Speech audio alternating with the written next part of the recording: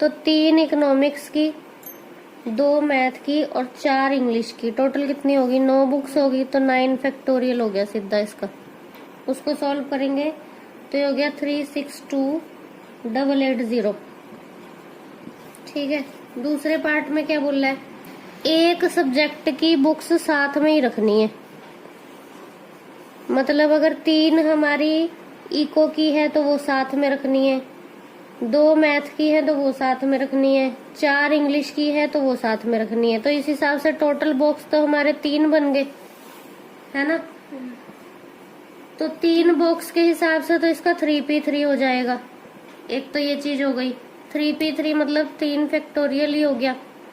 तो 3 गुना 2 गुना 1 हो गया 6।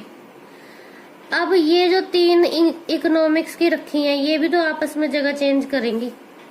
तो 3 इसका भी अगर मैं 3 फैक्टोरियल ले लूं तो इसके भी 6 केस हो गए। फिर 2 फैक्टोरियल मैथ वाली के, 2 गुना 1 कर देंगे तो 2 ही आएगा। फिर 4 फैक्टोरियल इसके इंग्लिश वाली के, 4 गुना 3 गुना 2 गुना 1, कितना? 4 3 12 दूनी 24, ये हो गया। अब इन सब को मल्टीप्लाई करो आपस में करके देखो। 6 इंटू 6 इंटू 2 इंटू 24। 1728।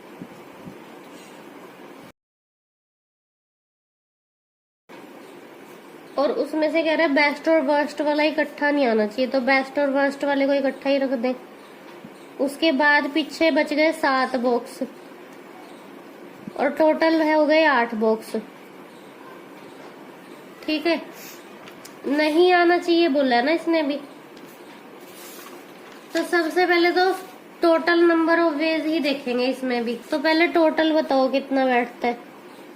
9 फैक्टोरियल को करो पूरा सोल्व। ये तो टोटल नंबर ऑफ वेज हो गए। अब अगर बेस्ट और वर्स्ट इकट्ठा आ गया तो 2 उसके आगे पीछे बैठने के तरीके और 8 बक्स से टोटल बन रहे हैं। तो 8 फैक्टोरियल को सोल्व करो। 40,320। 40,320 उसको गुना करो 2 से। 80,640। 80,640। इन दोनों को आपस में माइनस करो। 2,80,240। बस यही आंसर है। 7th है next. How many permutation can be made with the word triangle? How many of them begin with T and and with E? Triangle के वर्ड गिन लो पहले कितने? 8 है टोटल वर्ड इसमें लेटर। तो 8 फैक्टोरियल सोल्व करो। 40,320। ठीक है। ये तो फर्स्ट केस हो गया। दूसरे केस में इसने क्या बोला है कि कितने हैं जो टी से शुरू होते हैं और ई से खत्म होते हैं। तो एक बॉक्स टी का रख दो, बीच में 6 बॉक्स खाली बचेंगे, लास्ट वाला ई का हो गया। तो इसका 1 वे हो गया, इसका भी 1 वे हो गया। 1 इंटू 6 फैक्टोरियल इंटू 1 कितना हो गया? 6 फैक्टोरियल को सोल्व कर दो। 720। बस। नेक्स्ट हमारा क्या है? In how many ways can the word pencil be arranged so that N is always next to E? मतलब ई और एन इकट्ठा कर दिया मैंने, कहीं भी आएगा आएगा तो सही। इसके अलावा कितने अक्षर रह गए इसमें? पेंसिल में है कितने? 6 हैं। इसके अलावा रह गए 4, टोटल हो गए 5। 5 फैक्टोरियल को सॉल्व करना। 120। इसका जो है इसका 1 वे ही होएगा। अब मैं बताती हूँ तुम्हें क्यों। क्योंकि इसने ये बोला है N is always next to E, तो ये अपनी जगह तो चेंज करेंगे ही नहीं। 2 वेज हम इसके कब लेते थे? जब ई और एन का हमें पता है कि आपस में जगह चेंज कर सकते हैं, तब हम 2 वेज लेते हैं ना।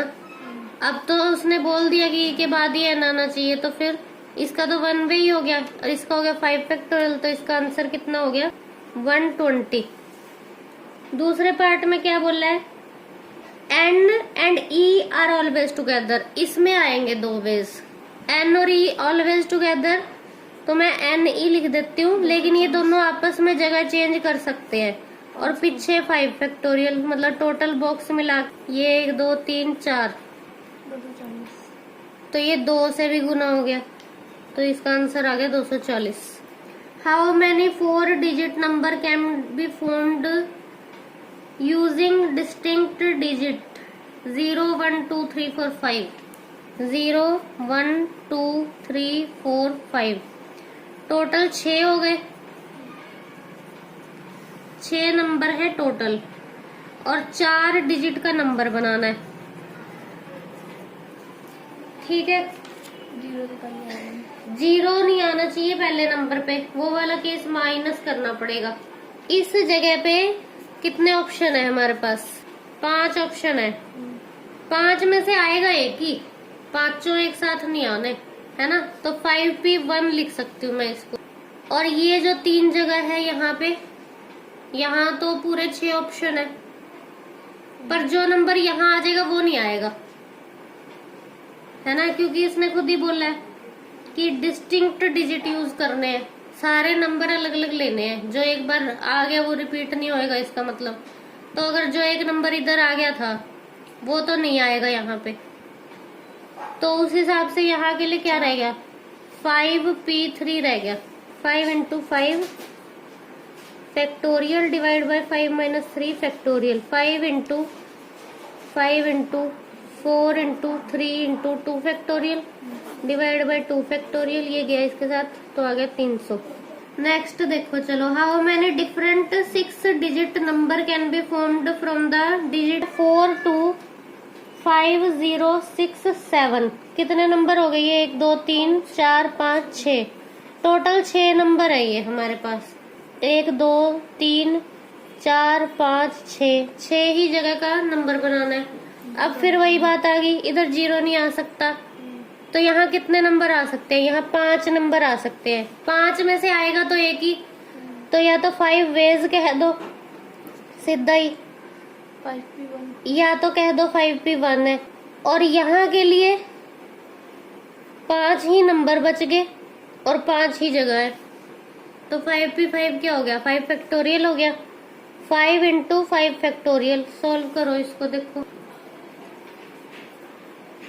और एक चीज बोली इसने, how many of these will have 0 at 10th place. ये तो यूनिट प्लेस होता है लास्ट वाला,